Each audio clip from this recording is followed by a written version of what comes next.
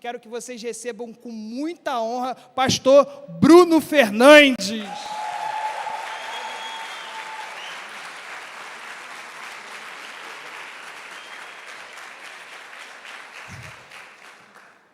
Abra sua Bíblia, você que a trouxe, no livro do profeta Jonas. Livro do profeta Jonas, no capítulo 1, no verso 1. Enquanto você está localizando o livro do profeta Jonas, o capítulo 1, o verso 1, eu quero louvar a Deus por essa oportunidade de estar com os irmãos aqui na igreja Deus Tem Mais. Eu mostrei uma foto ali para o pastor Mateus, de 2014, começo de 2014, essa igreja aqui, assim que pintou de preto o fundo. A primeira vez que eu estive pregando aqui, o fundo ainda era caramelo ainda, tinha recém sido emancipada pelo Ministério Apacentar, e na época a igreja não tinha nem esse hábito de trazer pregadores. Então, é uma amizade longa, antiga, com o pastor Leandro, com o Mateus, com toda essa família querida. Eu louvo a Deus, irmãos, louvo a Deus. Eu tenho um lema comigo: quando Deus quer nos abençoar, Ele não nos dá coisas, Ele nos dá pessoas. Então, sempre que Deus quiser abençoar você, Ele vai te dar alguém, Ele vai colocar alguém no seu caminho. Então, eu louvo muito a Deus pela vida do pastor Leandro, que ele está ausente hoje aqui, mas bem representado. Mas eu creio que honra a gente presta na ausência também, não só na presença da pessoa. Então, eu sou muito grato a ele. Em alguns momentos delicados e difíceis da minha vida, ele me deu bons conselhos. E com relação ao querido Leandro Reis, o único arrependimento que eu tenho é de não tê-lo conhecido antes. Ele foi um canal de bênção em alguns momentos muito importantes na minha vida, para mim e para toda a minha casa. Livro do profeta Jonas, capítulo 1. Quem localizou, diga: eu amo Jesus. Antes de nós lermos, para eu não esquecer, lá na saída você vai encontrar um material que eu trouxe para te abençoar. Eu tenho 2 temas de livros lá. Eu tenho esse livro aqui, que o tema é O Moldar de Deus como Barro nas Mãos do Oleiro, que eu trato sobre a transformação do barro em vaso. E eu explico aqui que o que o barro precisa para virar vaso não é de um milagre, é de um processo na olaria.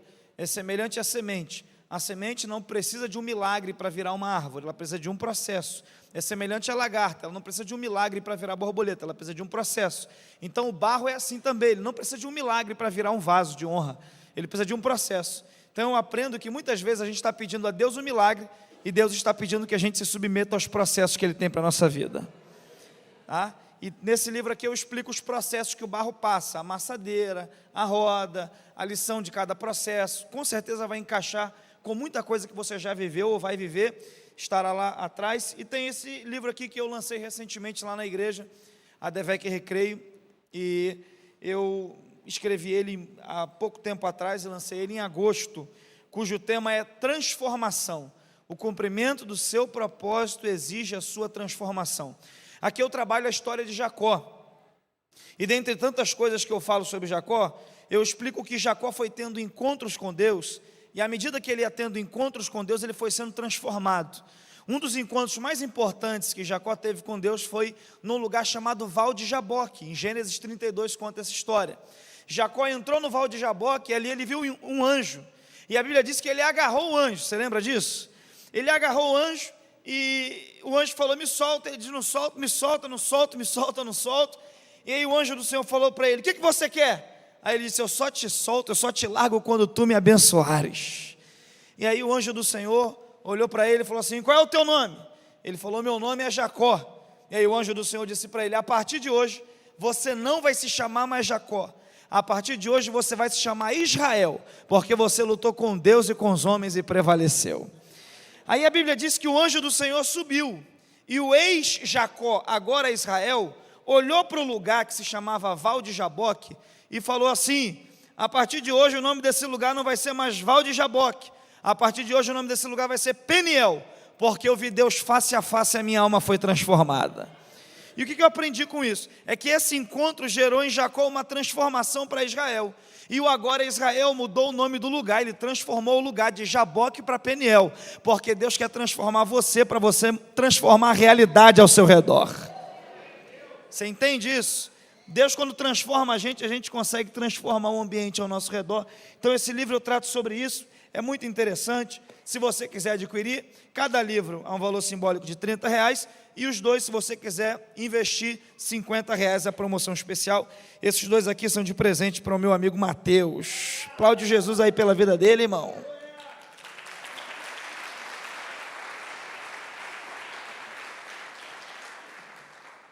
Livro do profeta Jonas, capítulo 1, o verso 1 diz assim: E veio a palavra do Senhor a Jonas, filho de Amitai, dizendo: Levanta-te e vai à grande cidade de Nínive, e clama contra ela, porque a sua malícia subiu até a minha presença.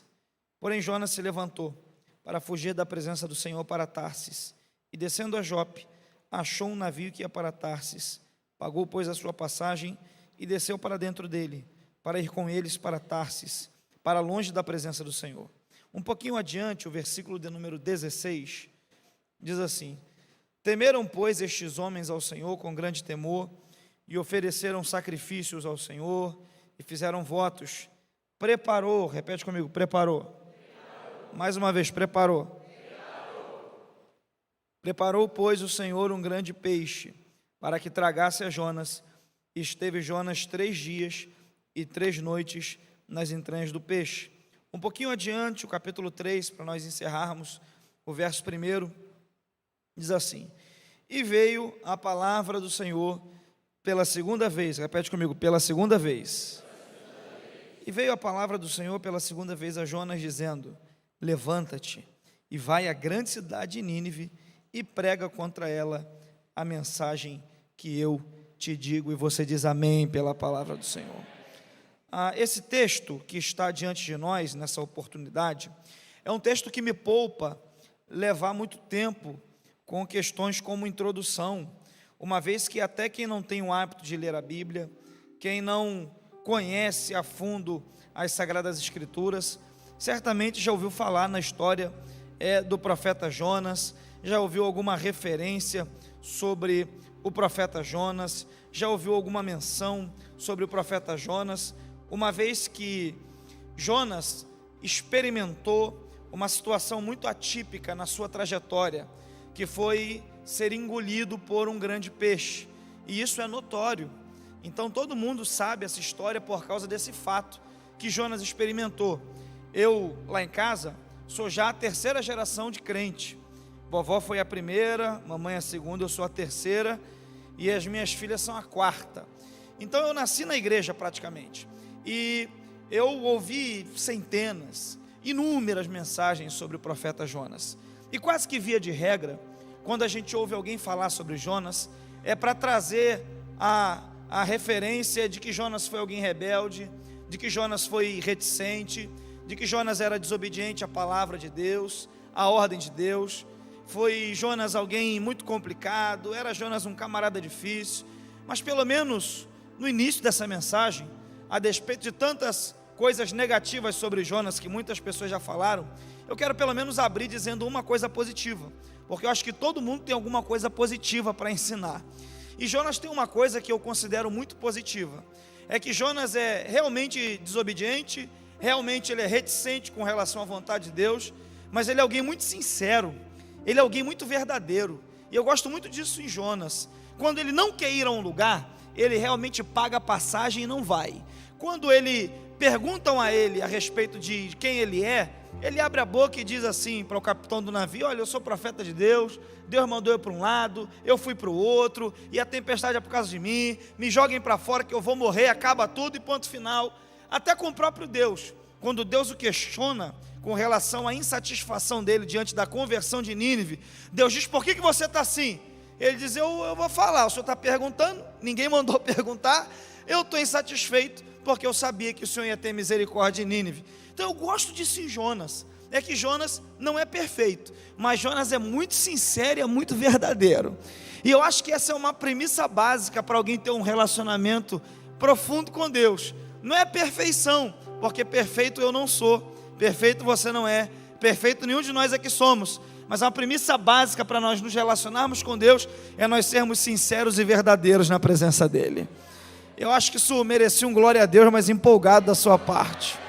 Porque é uma boa notícia para nós que somos imperfeitos. Seja sincero e seja verdadeiro.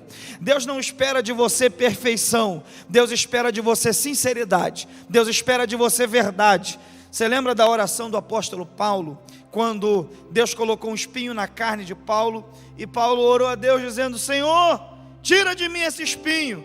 E a resposta de Deus foi assim: a minha graça te basta, porque o meu poder se aperfeiçoa na sua fraqueza. Perceba que o poder de Deus não se aperfeiçoa na qualidade de Paulo, o poder de Deus não se aperfeiçoa nas aptidões de Paulo, o poder de Deus não se aperfeiçoa nas habilidades de Paulo, o poder de Deus se aperfeiçoa nas fraquezas. Aleluia!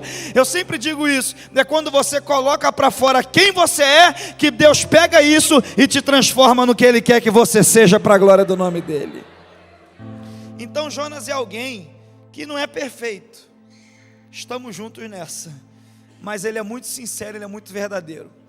E aí a Bíblia diz que a palavra de Deus vem a Jonas. O verso 1 diz assim: e veio a palavra do Senhor a Jonas, filho de Amitai, dizendo: levanta-te e vai à grande cidade de Nínive e clama contra ela. E aqui eu quero dividir com você mais duas lições, e eu não vou te cansar essa noite. A primeira é que todo texto bíblico tem um contexto. Preste atenção aqui em mim. Para você entender bem um texto da Bíblia, você tem que entender que tem um contexto esse texto. Isso também é muito importante. Para você entender um versículo, você tem que entender que ele tem um contexto. E quando a gente fala de contexto, existe o contexto remoto e o contexto direto. O contexto direto é o versículo posterior e o versículo anterior ao versículo que você está lendo. E o contexto remoto é o momento que se deu aquela história, o momento que se deu aquela passagem, o momento que se deu aquela oração, aquele poema, ou o que quer que esteja dizendo o versículo. Você entende isso? Diga aleluia. Então, quando a gente lê Jonas capítulo 1, verso 1, a gente tem que dar uma visitada no contexto remoto, que foi o contexto de Jonas. E que contexto foi esse? Foi um contexto de intensa atividade profética, porque o contexto de Jonas, Deus estava usando poderosamente 4 profetas. Quantos profetas? Quando a palavra de Deus vai a Jonas, Deus já havia levantado e estava usando 4 profetas para falar com Israel.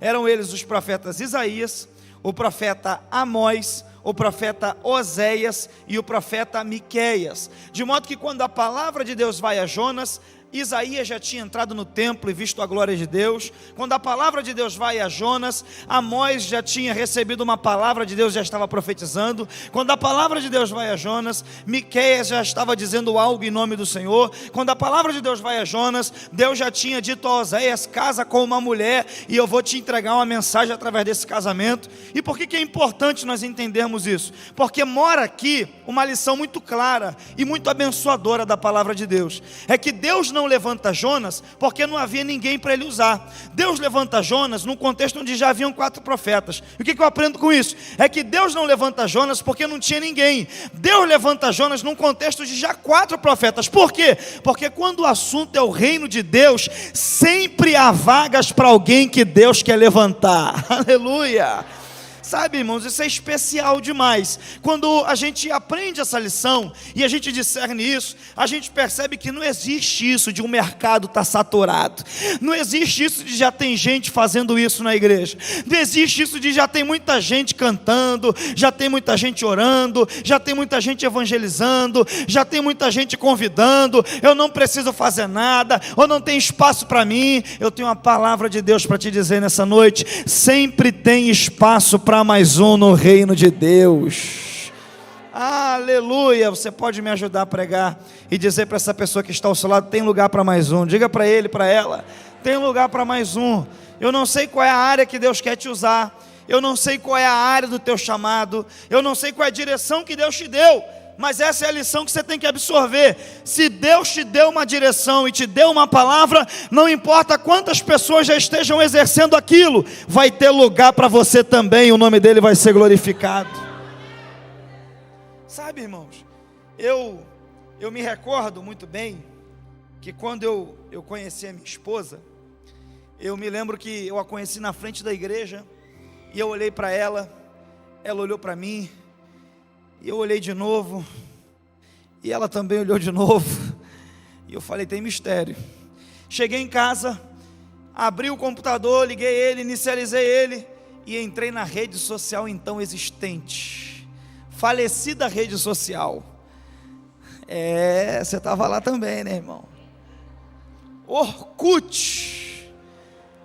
E aí lá no Orkut tinha um negócio chamado comunidade. Aí eu tinha uma comunidade, eu já pregava e exercia o ministério. Eu tinha uma comunidade, Mateus. Eu entrei na comunidade para ver se ela estava na minha comunidade.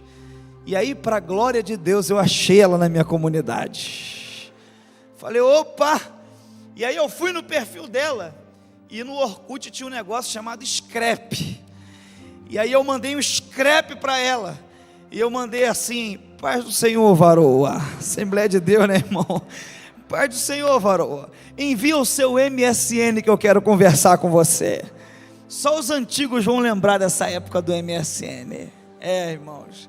E aí ela me mandou o MSN. E quando eu vi, 6 meses depois eu estava casando, de aleluia. Foi rápido o mistério.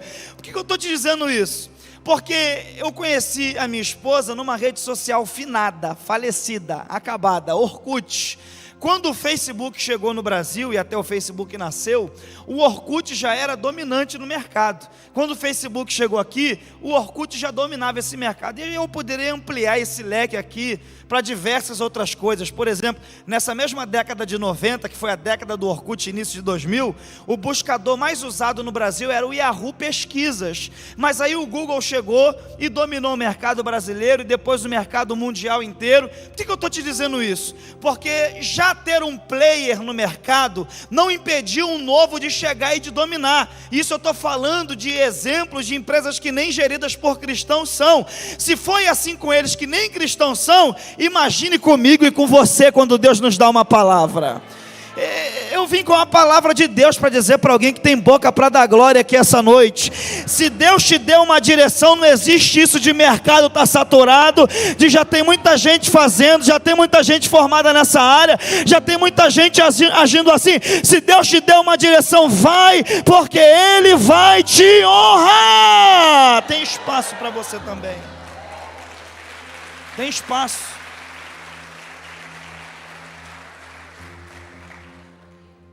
Tem espaço para você também. Então a palavra de Deus vai a Jonas num contexto onde já haviam 4 profetas. E aí o texto diz que essa palavra é a seguinte: levanta-te e vai à grande cidade de Nínive. Repete comigo, grande cidade de Nínive. Aí Deus prossegue e diz assim: prega contra ela. Repete, contra ela. Isso aqui me fez acender um sinal de alerta. Porque Deus faz questão de dizer que a cidade era grande. Eu disse que a cidade era, mas Deus diz, prega contra ela, porque ela não era aprovada. E aqui me fez acender um alerta, e eu quero dividir isso com você, porque a gente tem que ter muito cuidado.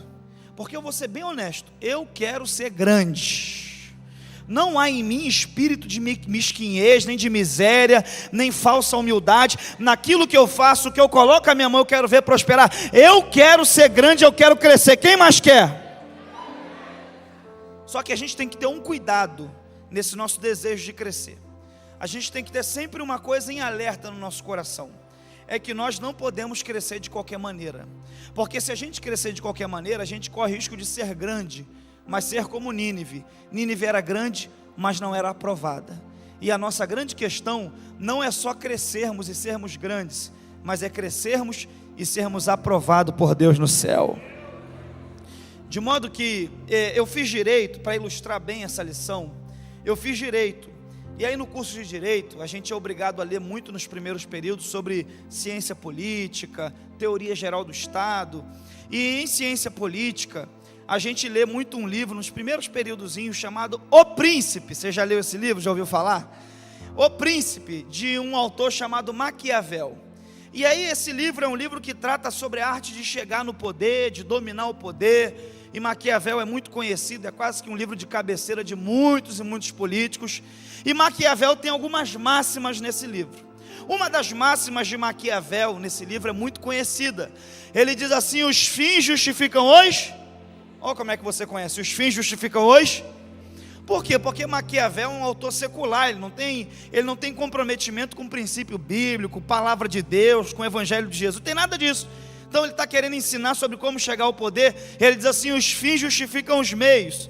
Em outras palavras, se o fim é chegar num determinado ponto, o meio está justificado. Se o fim é chegar numa posição, o meio está justificado. Você pode trapacear, para Maquiavel você pode mentir, para Maquiavel você pode enganar, para Maquiavel você pode puxar o tapete de alguém para tomar o lugar desse alguém, para Maquiavel você pode passar um cheque sem fundo, para Maquiavel você pode fraudar, porque os fins justificam os meios. Só que a grande questão que se põe diante de nós é que nós não estamos no time de Maquiavel, nós estamos no time de Jesus, e no time de Jesus os fins não justificam os meios, são os meios que validam os fins. É a trajetória que você constrói que vai determinar a tua legitimidade e a tua autoridade no lugar que você vai chegar.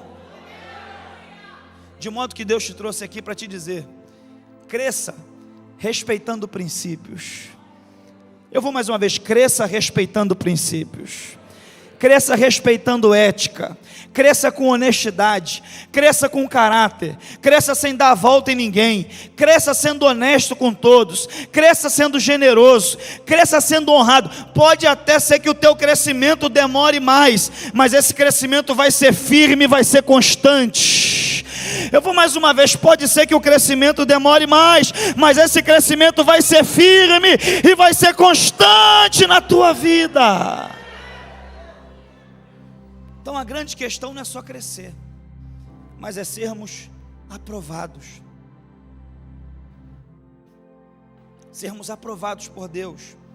E aí a Bíblia diz que a palavra de Deus vai a Jonas, e Deus diz: vai a Nínive e prega contra ela. Quando Jonas ouve isso, ele desce a uma cidade chamada Jope. Qual é o nome da cidade? E aí em Jope ele pega um barco e ele tenta ir para a cidade de Tarsis. Vocês devem ter ouvido isso, porque essa mensagem sobre Jonas é muito pregada por ângulos diferentes. A cidade de Nínive ficava ao extremo oriente, seria onde mais ou menos hoje é o Iraque. E a cidade de Tarsis seria hoje onde é o sul da Espanha. Então Deus manda o cara ir para um lado, ele vai para outro, totalmente diferente. E para tentar fugir da presença de Deus, ele vai a uma cidade chamada de Jope. Nessa cidade tem um porto, e ele paga uma passagem e entra no barco. De modo que, perceba que são 3 cidades que envolvem a história de Jonas: Nínive, que é a cidade que Deus quer ele; Tarsis, que é a cidade que ele mesmo se quer; e Jope, que é o máximo que ele vai conseguir chegar, que vai ser o trampolim da desobediência dele. E sabe que tem muitas pessoas assim? Deus tem uma Nínive para ele, mas ele mesmo tem para ele uma Tarsis, mas o máximo que ele chega é uma Jope. E aí Jonas está lá em Jope, e em Jope ele paga uma passagem e entra num barco, ele tenta fugir, ele usa aquilo como um recurso, como um trampolim para a desobediência. Só que quando a gente olha para a Bíblia, a gente vê que a cidade de Jope não aparece apenas na história de Jonas. Em Atos dos Apóstolos, capítulo 9, a Bíblia diz que a cidade de Jope também aparece na história de uma mulher chamada Dorcas. Dorcas era uma mulher de muitas boas obras e uma discípula. E a Bíblia diz que ela tinha uma linha e uma agulha e ela costurava. E ela era uma pessoa tão importante para aquela igreja ali em Jope, que ela fica doente, o pessoal chama Pedro para orar por ela. No interregno até a chegada de Pedro, Dorcas morre. E aí Pedro ora por ela, mesmo ela estando morta, e ela volta à vida. É um dos maiores milagres do ministério de Pedro. E isso é precioso quando a gente percebe. A gente percebe que para Dorcas, Jope era um campo missionário, e para Jonas foi só um trampolim para a desobediência, porque via de regra, o lugar é neutro, o que faz a diferença é o coração de quem está no lugar. E eu quero que você guarde isso na sua alma, porque eu vejo muita gente reclamando de lugares, e às vezes outros agradecendo por lugares, e vez por outra eu percebo que o lugar é neutro, o que determina é o nosso coração. De modo que a gente olha para a Bíblia e vê Adão pecando e se desviando no paraíso, a gente olha para a Bíblia e vê Jesus vencendo Satanás no deserto, a gente olha para a Bíblia e vê gente se perdendo em lugares maravilhosos, olha para a Bíblia e vê Daniel indo para a Babilônia, tendo o nome trocado, mas dizendo: eu não vou me contaminar, porque não é o lugar que faz você, é o teu coração que faz o lugar. Irmão, há um tempo atrás eu tive uma experiência lá no gabinete da igreja, que eu sou pastor, sou vice-dirigente de uma igreja, lá no Recreio. E aí entrou uma pessoa no meu gabinete e falou assim: pastor, ora por mim, porque eu estou numa empresa e eu fui transferido para uma área, e só tem eu de crente naquela área. Falei: amém, vamos orar. E dei alguns conselhos para ele, ele me falou outras coisas, saiu do gabinete. 2, 3 dias depois entrou um rapaz no gabinete. Eu: pastor, eu vim agradecer. Um outro rapaz, porque abriu uma porta de emprego para mim. Eu falei: ô glória. Aí ele: o detalhe, o senhor não sabe. Eu falei: qual? Só tem eu de crente lá naquele lugar. Eu já comecei a convidar um monte de gente. Você percebe enquanto um está com medo, porque só tem ele de crente, o outro está feliz, porque o campo é fértil para evangelizar e falar de Jesus. Porque não é o lugar, irmão, é o teu coração. Não tem lugar inóspito e difícil para quem tem o coração sonhador. Eu vou mais uma vez: não tem um lugar difícil, deserto, para quem tem um coração que sonha, que tem desejo de Deus, que vive a vontade de Deus. Eu tenho uma palavra para alguém: por mais difícil que seja o lugar, por mais complicado que seja o lugar, se o teu coração estiver em Deus, o resultado vai ser positivo. Aleluia. Sabe, irmãos, o coração de Jonas estava inclinado a desobedecer. Por isso Jope foi só um trampolim, e o de Dorcas a evangelizar. Por isso era o campo missionário. Aí a Bíblia diz que Jonas paga a passagem, entra no barco, e lá vai ele navegando. O texto prossegue dizendo que Deus manda um forte vento, e o vento se faz no mar em uma grande tempestade. A tempestade começa a balançar o barco, as águas entrarem, e algumas coisas acontecem no meio dessa tempestade. A primeira é que Jonas desce para o porão do navio e começa a dormir, como se não fosse responsabilidade dele.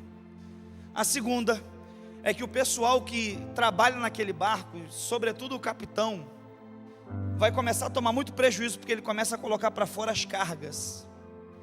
E quando ele começa a colocar para fora as cargas, a Bíblia diz que ele junta os marinheiros e tenta remar, para tentar fazer o barco voltar para a praia. Só que eles não conseguem. Sabe por quê?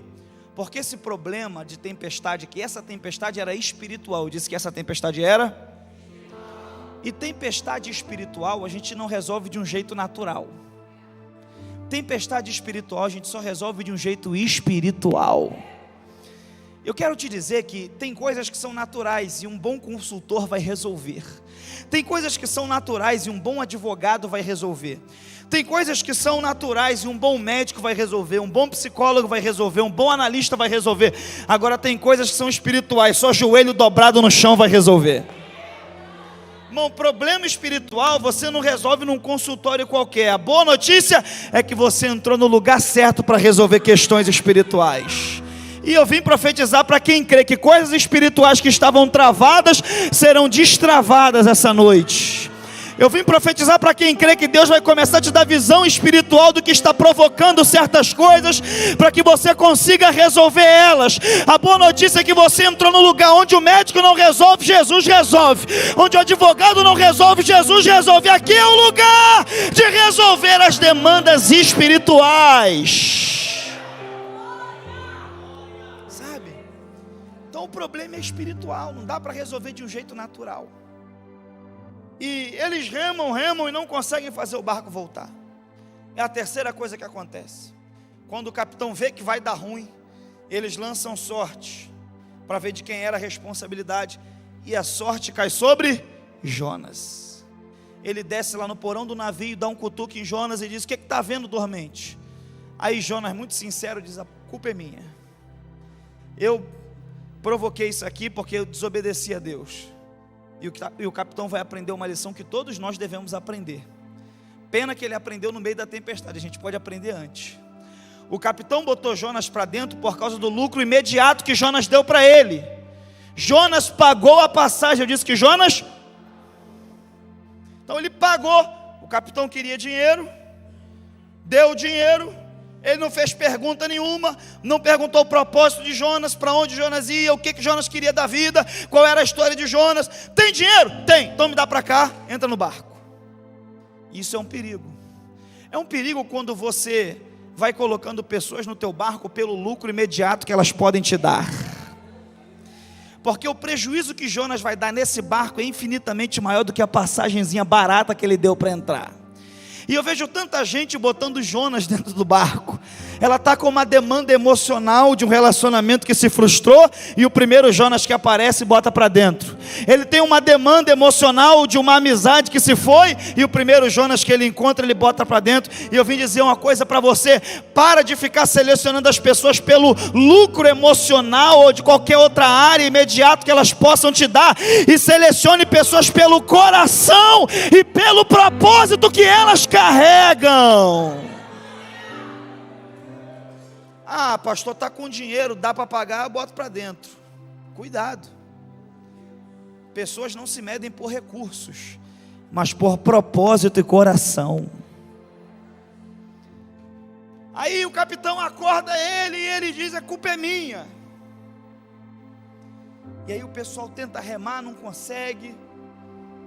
E aí chega um momento que o pessoal diz assim: não vai ter jeito. Ele diz: me joguem para fora.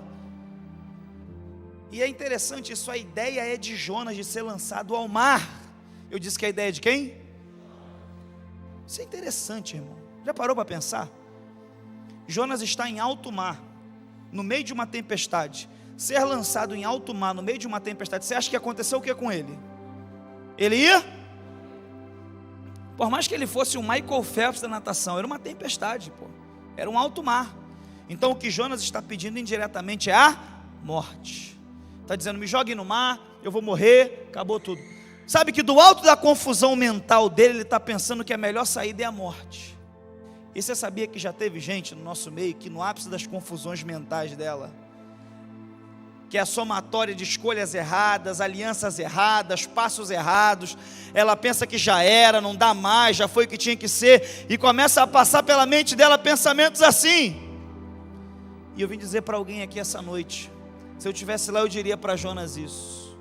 A grande questão que a gente vê é que Jonas tinha desistido da vida, desistido da missão, desistido de tudo, por isso ele estava pedindo a morte. Mas o que a gente percebe é que, embora Jonas tenha desistido de tudo, Deus não havia desistido de Jonas. Merecia um aleluia mais empolgado da sua parte. Porque eu quero abrir esse parênteses para te dizer: não desista daquilo que Deus ainda não desistiu na tua vida. Eu vou mais uma vez: não desista daquilo que Deus não desistiu da tua história. Por que você está desistindo desse casamento se Deus não mandou desistir? Por que você está desistindo dessa empresa se Deus não mandou desistir? Por que você está desistindo dessa loja se Deus não mandou desistir? Eu tenho uma palavra para alguém aqui essa noite: não desista daquilo que Deus ainda não desistiu na tua vida. Não desista. Você lembra de Marta, Maria e Lázaro? O cenário era de desistência. E enterraram Lázaro. E Jesus falou: se vocês crerem em mim, vocês vão ver a glória de Deus. Eu sou a ressurreição e a vida. Quem crê em mim, ainda que esteja morto, viverá. Eu vim dizer para alguém: tira só a pedra essa noite, que o Lázaro Jesus vai mandar sair para fora. Sabe? Aí Jonas diz: me lancem ao mar. E a consequência é que antes de lançarem ele ao mar, o pessoal do barco, verso 17, diz assim: temeram, pois, estes homens ao Senhor, com grande temor, e fizeram votos ao Senhor. Olha que coisa linda. Jonas nem queria, mas antes de jogar ele na água, o barco inteiro se converteu a Deus. Jonas nem queria mais à frente, mas quando ele pregou em Nínive, Nínive inteira se converteu. Sabe o que eu aprendo com isso? É que tinha algo na vida de Jonas que levava pessoas até Deus. Sabe o que eu aprendo com isso, irmão? É que não era Jonas que tinha um chamado, era o chamado que tinha Jonas. Me ajude a pregar, diga para quem está ao seu lado: não é você que tem o chamado. Diga para essa pessoa, diga com cara e voz de profeta: não é você que tem o chamado, é o chamado que te tem. É por isso que para onde você vai esse negócio te persegue. É por isso que você pensa, vou sair, mas não consegue. É por isso que onde você vai alguém vem e quer contar a vida para você. Sabe o que é isso? É porque não é você que tem um chamado, é o chamado de Deus que te tem. Aonde você for vai te perseguir. Sabe? Eu já caminho para encerrar. Aí o pessoal se converte, pega Jonas, levanta ele e joga no mar. E aí entra o verso de número 17. Preparou, repete comigo, preparou. Mais uma vez, preparou. Preparou, pois, o Senhor um grande peixe. Você já parou para ler isso aqui? Essa aqui, me dá 10 minutos só que eu encerro. Preparou, o que é preparou, gente? Preparar é fazer algo antecipadamente, aguardando uma determinada situação. Você concorda com isso? Diga aleluia. Eu quero que você preste atenção nisso, você não vai esquecer nunca mais esse texto. Preparou, pois, um grande peixe. Há um tempo atrás eu recebi um convite para pregar numa igreja em Campo Grande. Eu moro hoje na Barra. E eu recebi um convite para pregar em Campo Grande. E a minha mãe mora em Campo Grande. A minha esposa é paulista. E a minha esposa tem alguns problemas com pressão, então ela não pode colocar muito tempero em comida e sal. Já minha mãe é nordestina. Irmão, pensa numa comida temperada com vontade. E aí eu ia pregar em Campo Grande, minha mãe mora perto da igreja. Liguei para ela 3 dias antes, falei, mãe, sexta-feira de manhã eu estou pregando aí perto da tua casa. Estou sentindo de Deus de almoçar na tua casa depois do culto. E ela falou, tá bom. Qual é a igreja? Eu falei o nome da igreja e tal. Aí chegou o dia, eu fui para a igreja. Quando eu cheguei lá, alguns minutos depois, minha mãe chegou. Preguei, foi uma benção, acabou o culto. A irmã me chamou para um canto e falou, tem um almoço. Eu falei, não, eu vou almoçar na casa da minha mãe. Aí saí, minha mãe entrou no carro. E já era por volta de 1 hora, porque foi um trabalho pela manhã. Eu estava com fome, não tinha tomado café. E quando minha mãe entrou no carro, eu fui dirigindo, eu fui pensando, meu Deus, minha mãe cozinha muito. Só que ela demora para fazer a comida. Se ela for fazer, olha o pensamento de gordo. Se ela for fazer a comida agora, vai terminar 5 da tarde. E eu fico aquilo na cabeça, só que eu pensei, não vou falar nada não, né? Já me ofereci para o almoço. Aí estou eu indo para a casa dela. Daqui a pouco eu cheguei na porta da casa dela, Mateus. Saí do carro. Quando eu abri a porta da casa da minha mãe, eu senti aquele cheiro da glória de Deus. Olhei para ela e falei, mãe, que cheiro é esse? E ela virou para mim e falou, eu já sabia que você ia vir. Eu deixei tudo preparado. Entendeu ali, disse aleluia. O que isso tem a ver com o texto de Jonas? A tua mãe fez peixe naquele dia? Não. Eu quero te dizer que enquanto eu saía da minha casa, minha mãe estava acordando mais cedo. Enquanto eu pegava a Transolímpica, minha mãe estava fazendo a comida. Enquanto eu pegava a Avenida Brasil para ir para Campo Grande, minha mãe estava terminando de temperar a carne, o arroz. Enquanto eu chegava na igreja, ela terminava a comida e colocava em cima da mesa e botava um pano por cima.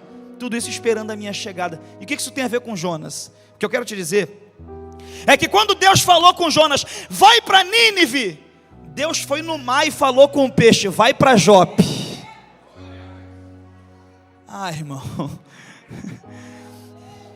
Quando Jonas chegou em Jope, Deus falou com o peixe assim, eu vou te mostrar um barco e você segue esse barco. Quando Jonas entrou no barco, Deus falou com o peixe, abre a boca e segue o barco de boca aberta, porque vai cair um profeta aí dentro. Você consegue entender isso? Eu percebo 2 coisas aqui, eu já encerro. A primeira é que não dá para pegar Deus desprevenido em nada. Quando Deus diz para Jonas, vai para um lugar, ele já sabia que Jonas ia desobedecer inicialmente. A gente é tolo demais, a gente acha que os nossos tropeços tristes pegam Deus de surpresa e fazem Ele desanimar de nós. A gente pensa que os nossos erros, as nossas incapacidades, inaptidões atrapalham Deus. Eu venho te dizer que não. Deus sempre tem um peixe preparado. E a segunda coisa que eu aprendo com isso, e aqui eu encerro, é que Deus tem um plano até para quem sai do plano. Fica de pé em nome de Jesus. Deus sempre tem um plano. Repete comigo, Deus sempre tem um plano. De repente você entrou aqui essa noite e você está igual Jonas. Deus mandou para um lugar, você foi para outro. Deus mandou fazer uma coisa, viver de um jeito, você está vivendo de outro. Mas eu tenho uma boa notícia: tem um peixe preparado. E depois do peixe, Jonas vai se quebrantar, vai orar, e duas coisas acontecem. A palavra de Deus vem pela segunda vez a ele. Sabe por quê? Porque Deus é o Deus da segunda chance. Eu vou mais uma vez: Deus é o Deus da terceira chance. Deus é o Deus da quarta chance. Enquanto você estiver vivo, eu vim te dizer: ainda há esperança. Aleluia. A palavra de Deus vem a Jonas. Ele vai a Nínive. E sabe o que é que ele vive em Nínive? Toda a cidade se converte. Sabe o que é isso, irmãos? E aqui eu encerro. Estou falando há meia hora, vou encerrar. Agora é de verdade. Isso é sucesso, Mateusão. Isso é sucesso. O que é sucesso, pastor Bruno? Sucesso é o que aconteceu com Jonas em Nínive. A cidade inteira se converteu. Sabe o que é sucesso na Bíblia Sagrada? Sucesso é fazer o que Deus quer, do jeito que Deus quer, no lugar que Deus quer. E eu quero encerrar dizendo isso. É isso que Deus tem para a tua vida: sucesso. Deus tem um lugar para você, Deus tem um ato para você, um propósito para você. Você vai viver sucesso, fazer o que Deus quer, no lugar que Deus quer, do jeito que Deus quer, e vai ter o resultado que Deus quer. E a boa notícia é que o resultado é muito melhor do que você imagina, é muito além do que você sonha. Assim como a terra dista dos céus, assim os pensamentos de Deus são maiores, porque Deus tem mais, infinitamente mais. Você pode receber essa palavra, levantar a mão e dar um brado de glória a Deus.